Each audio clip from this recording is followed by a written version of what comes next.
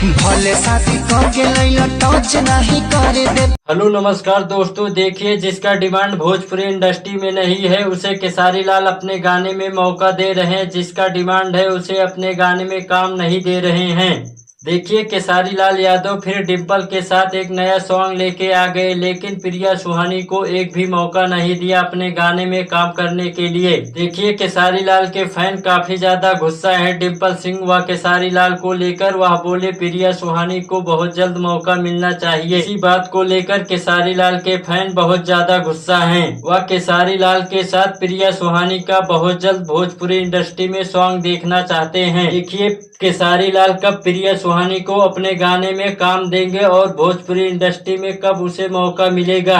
देखिए खेसारी लाल ने प्रिया सुहानी से वादा किया था वह प्रिया सुहानी को अपने गाने में बहुत जल्द काम देंगे। सुहानी को भोजपुरी इंडस्ट्री में मौका मिलना चाहिए जिससे वह बहुत बड़ी सुपरस्टार बन चुकी